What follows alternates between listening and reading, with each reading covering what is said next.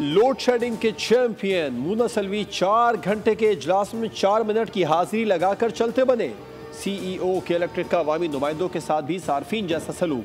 Sindh assembly की खुसूसी committee बराए तवानाई के इजलास में अरकान सूबाई असम्बली सीईओ के इलेक्ट्रिक पर बरस पड़े। के इलेक्ट्रिक नामंजूर के नारे।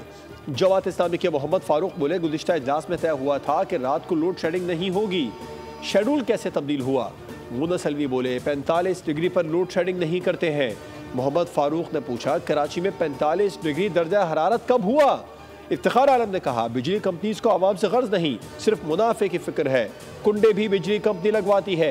सज्जाद सोमरो ने तंबीह की कि इलेक्ट्रिक की बदमाशी नहीं चलेगी। सादिया जावेद बोली, गुज़िश्ता इजलास में इलेक्ट्रिक हुकाम ने MPM के बारे में सख्त जुमले इस्तेमाल किए, उन्हें मुआफ़ी मांगने का कहा जाए वरना इजलास से बाहर निकाले, जिस पर मुनस अलवी ने माजरत की।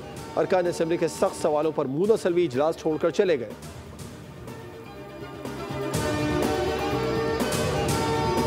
मुनस अलवी साहब की बात है, वो आए ज़रूर थे, लेकिन जो उनका रवैया था वो मैं बिल्कुल उसको नहीं काबिल कबूल वो किसी भी पार्लियामेंटेरियन के लिए।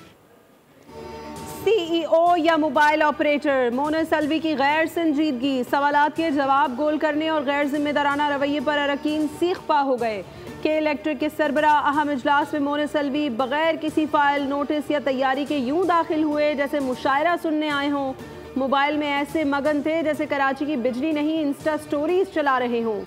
सादिया जावेद बोल से गुफ्तगू में बोली, मुनस अलवी अरकान असम्बली को मुतमईन नहीं कर सके। 10 दिन बाद दोबारा इजलास होगा। के इलेक्ट्रिक ने रविश ना बदली तो सजा भुगतनी पड़ेगी। कराची वाले गर्मी में तड़प रहे हैं और सीईओ साहब ठंडे कमरे में मोबाइल पर मसरूफ हैं। क्या ये मजाक है? इस गर्मी में और ज्यादा परेशान हो गए। ये कंटिन्यूएशन के साथ अब नहीं चलेगा। ईद तक ये जो भी स्लॉट है 10-15 दिन की, इसमें आप अपना बिहेवियर ठीक करें। नहीं करेगी तो 10 दिन के बाद जो है ना वो ऐसी मीटिंग नहीं होगी। वो मीटिंग तो होगी मगर कुछ और होगा।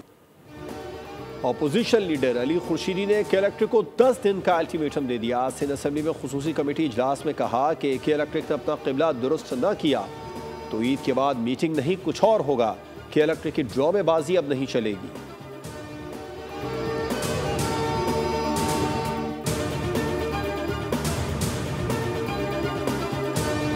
में 2 घंटे आती है लाइट, कभी 15 मिनट के लिए आ गई, 3 घंटे के लिए गई। लाइट आती कहाँ है? यहाँ बिल भर रहे हैं लेकिन लाइट नहीं आ रही। लाइट आती है तकरीबन 15 मिनट, वो औरतें पड़े वो सामने जाके बैठ जाते हैं, वो सारे डेरा लगा के बेचारे घर से बाहर। के इलेक्ट्रिक का लाइसेंस मनसूख होना चाहिए।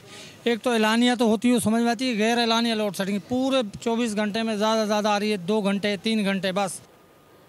कराची के मुख्तलिफ इलाकों में लोड शेडिंग का दौरानिया 18 घंटे तक पहुँच गया। कोरंगी और सुरजानी में 18 घंटे, बल्दिया टाउन, औरंगी और लाइन्स एरिया में 16 घंटे, लियारी, कायदाबाद और जैकब लाइन में 14 घंटे, लियाकताबाद, किमाड़ी और शाह फैसल में 12 घंटे, जबकि नाज़माबाद और गुलिस्तान जौहर में 10 घंटे की एलानिया और गैर एलानिया लोड शेडिंग जारी है।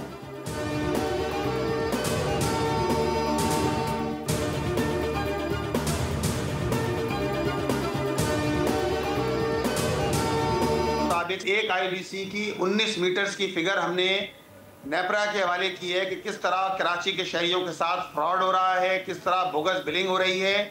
19 केसेस हमने जमा कराए हैं। सिर्फ एक फीडर के सिर्फ एक ऐसा केस है कि जिसके अंदर 2.5 करोड़ रुपए वाजिबुल अदा हैं। 20 साल हो गए हैं, मीटर नहीं काटा गया। एक IBC में 71 करोड़ की फ्रॉड और बोगस बिलिंग हो रही है। अमीर जमात इस्लामी कराची मुन्नम जफर का प्रोग्राम व्यापार विद अरबाब जहांगीर में इंकशाफ। कहा, 3 जनवरी को हमने के इलेक्ट्रिक के खिलाफ नेपरा केस में हवाले किया कि इलेक्ट्रिक की एक IBC के 19 मीटर से मुतालिक शिकायत नेपरा में जमा करवाई है।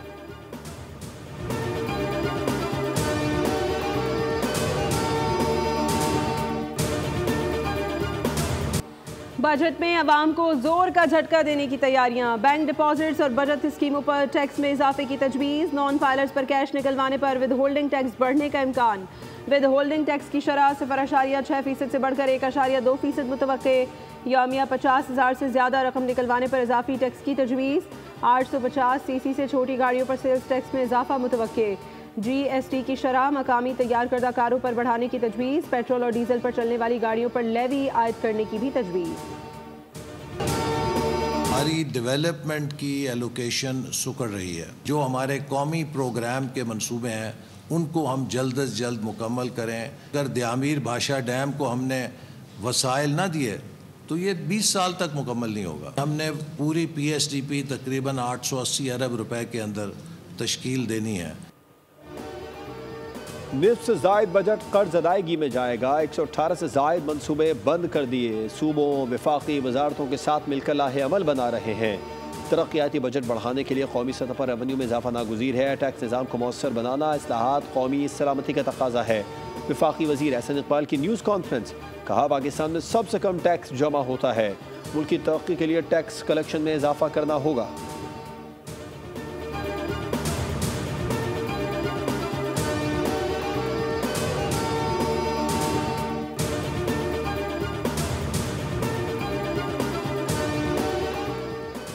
मौरक़ा हक़ की तारीख़ साज़ फतह के बाद मुल्क को मुस्तहकम आलमी मईशत बनाना है। खामियों को दूर करने के लिए हुकूमत पाकिस्तान के तमाम इदारे अनथक मेहनत कर रहे हैं। वज़ीर आज़म शहबाज शरीफ की ज़ेर सदारत FBR इस्लाहात का जायज़ा इजलास। थर्ड पार्टी वैलिडेशन के लिए आलमी शोहरत याफ्ता कंपनियों की खिदमात लेने की हिदायत। वज़ीर आज़म का फेसलेस कस्टम्स असेसमेंट सिस्टम की हालिया कारकर्दगी पर इज़हार इत्मीनान। वज़ीर आज़म ने कहा कि हालिया मस्बत मौशी इशारे हुकूमती पॉलिसियों की दुरुस्त समत का मुँह बोलता सबूत हैं।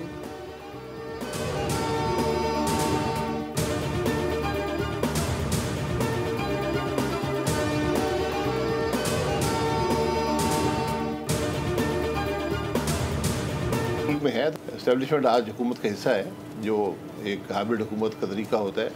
लेकिन आपने जो अपना रोल अदा करना है, आप मुल्क के इशूज़ पर क्यों नहीं बात कर सकते? यहाँ से बहुत सी खराबियाँ हैं, हमने इनको दूर करना है, इंतशार को ख़त्म करना है। मुल्क की मईशत का कोई हाल नहीं है, ज़वाल पजीर है, मुल्क के अंदर कोई निज़ाम नहीं चल रहा।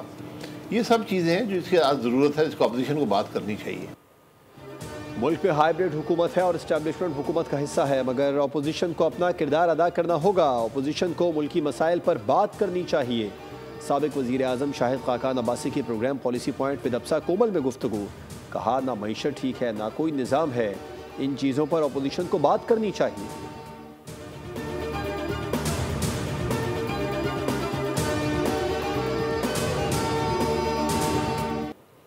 कराची में ज़लज़ले का 10वां झटका। रात को झटके महसूस किए गए। रेक्टर स्केल पर 3 शिद्दत रिकॉर्ड। ज़लज़ले की गहराई 13 किलोमीटर रिकॉर्ड। ज़लज़ले का मरकज़ DHA के मशरिक़ से 30 किलोमीटर के फासले पर था।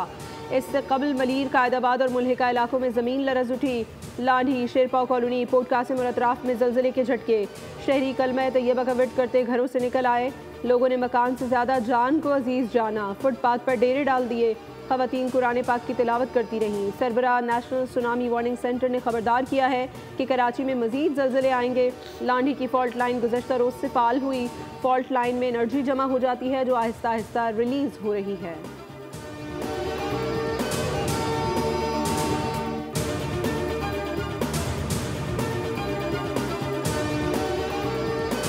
अमीरजादे को अपनी अदालत लगाकर शहरी को ज़दोकोब करना महंगा पड़ गया। कराची के इलाके डिफेंस में 62 शख्स का शहरी पर तशद्दुद। पुलिस ने गिरफ्तार मरकज़ी मुलजिम सलमान फारूकी के साथियों के गिर्द भी शिकंजा तंग कर दिया।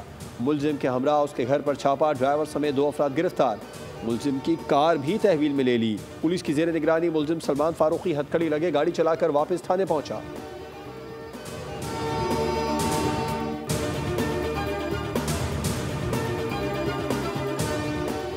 भारत के जारहाना इक़दामात और एकतरफ़ा फ़ैसले ख़ित्ते के अमन के लिए ख़तरा हैं। चीन और पाकिस्तान में इत्तफ़ाक़। अक़वाम मुत्तहिदा में चीन के मुस्तक़िल मंदूब फो कोंग की बिलावल भुट्टो ज़रदारी की सरबराही में पाकिस्तानी सफारती वफ़द से मुलाकात।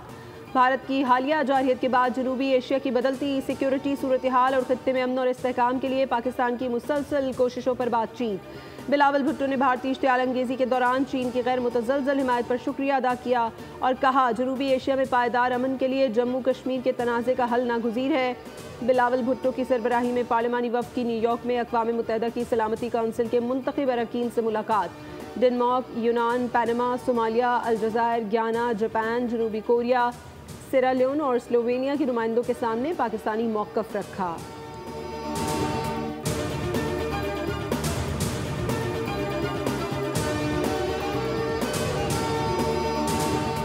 पूरी दुनिया की जिम्मेदारी है कि पाकिस्तान के जायज़ मसाइल की हिमायत करे। चीन, तुर्की और आज़रबाईजान ने हमेशा पाकिस्तान का साथ दिया है। अक़वाम मुत्तहिदा को भी पाकिस्तान के जायज़ मसाइल के हल के लिए कलीदी किरदार अदा करना चाहिए।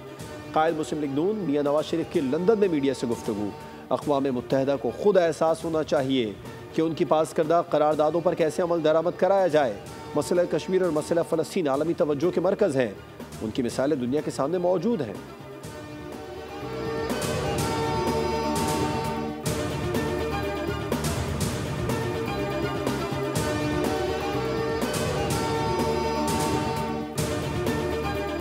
दुनिया में जग हसाई के बाद मोदी को आलमी सिफारतकारी में शिकस्त दर शिकस्त। 6 साल में पहली बार भारतीय वज़ीर आज़म नरेंद्र मोदी G7 सरबराही इजलास में शिरकत नहीं करेंगे।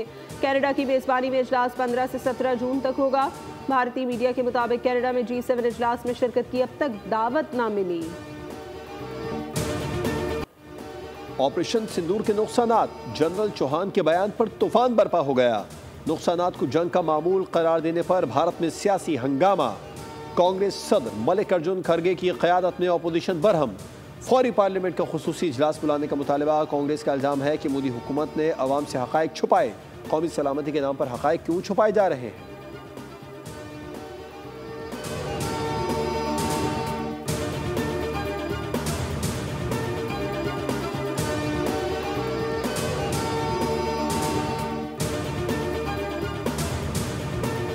मोदी की ऑपरेशन सिंदूर के बाद सिंदूर की सियासत भी नाकाम। हिंदू ख़वातीन के मजहबी जज्बात पर सियासत करने की मज़मूम कोशिश। मोदी का भेजा हुआ सिंदूर भारतीय ख़वातीन ने मुस्तरद कर दिया।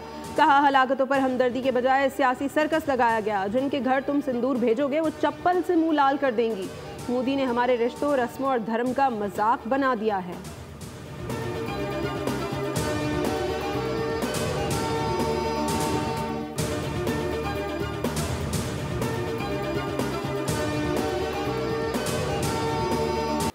अमरीकी F-16 मार गिराने का बदला। यूक्रेन ने साइबेरिया में रूसी एयरबेस को निशाना बनाकर 40 से ज़ायद लड़ाका तैयारे तबाह करने का दावा कर दिया। यूक्रेन के कर्सिक पर खुदकश ड्रोन हमले जारी।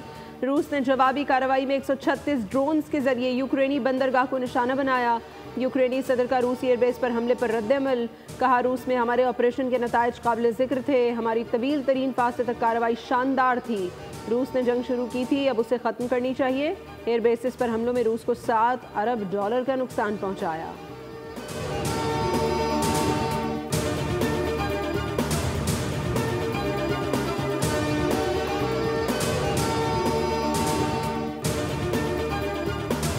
इसराइल की गजा पर बर्बरियत जारी। इमदादी मरकज़ पर हमलों में भूख से बेहाल 30 से ज़ायद फ़लस्तीनी शहीद और 80 ज़ख्मी हो गए। अक़वाम मुत्तहिदा की शदीद मज़म्मत। सऊदी अरब ने इसराइल को इंतहा पसंद करार दे दिया। उधर हमास ने जंगबंदी मुआहदे के नए दौर के आगाज़ पर आमादगी ज़ाहिर कर दी। कहा, जंगबंदी के लिए मुज़ाकरात का नया दौर शुरू करने के लिए तैयार हैं। हमास का कहना है कि ऐसे मुआहदे के लिए तैयार हैं जो मुस्तकिल जंगबंदी का सबब बने। गजा से इसराइली फ़ौज का मुकम्मल इनखला चाहते हैं। ऐसा मुआहदा चाहते हैं जो फ़लस्तीनियों को रिलीफ दे और इंसानी अलमिया ख़त्म हो।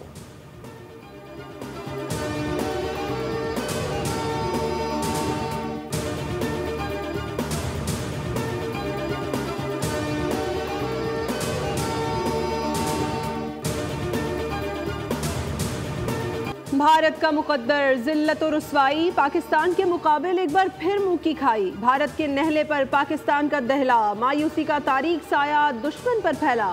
दुश्मन ने पाकिस्तान में होने वाली चैंपियंस ट्रॉफी में जो कुछ बोया था उस फसल को काटने का वक्त आ गया। ICC ने रवा बरस होने वाले वुमेन्स क्रिकेट वर्ल्ड कप के शेड्यूल का ऐलान कर दिया। वाज़े कर दिया गया कि इवेंट के मैचेस के लिए पाकिस्तान वुमेन्स टीम भारत नहीं जाएगी। पाकिस्तान वुमेन्स टीम अपने मैचेस कोलंबो में खेलेगी। सिर्फ यही नहीं, सेमीफाइनल में क्वालिफाई किया तो पाकिस्तान टीम पहला सेमीफाइनल भी कोलंबो में खेलेगी और फाइनल में पहुंची तो भी पाकिस्तानी टीम भारतीय ज़मीन पर कदम नहीं रखेगी। ऐसी सूरत में भी फाइनल कोलंबो में खेला जाएगा। वुमेन्स क्रिकेट वर्ल्ड कप रवा बरस 30 सितंबर से 2 नवंबर तक भारत और श्रीलंका में खेला जाएगा।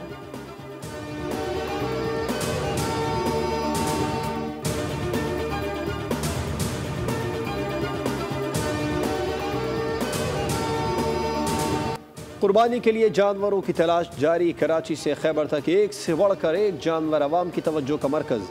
कसूर की मवेशी मंडी में तारा और सितारा का चर्चा। साहिवाल का शेरू भी किसी से कम नहीं है। मवेशी की खरीदारी के बाद उन्हें सजाने संवारने का मिशन शुरू। और मेगन की वापसी, रोबोट्स की खतरनाक जंग छिड़ गई। Science fiction horror film Megan के सीक्वल का फाइनल ट्रेलर जारी। फिल्म 27 जून को रिलीज की जाएगी।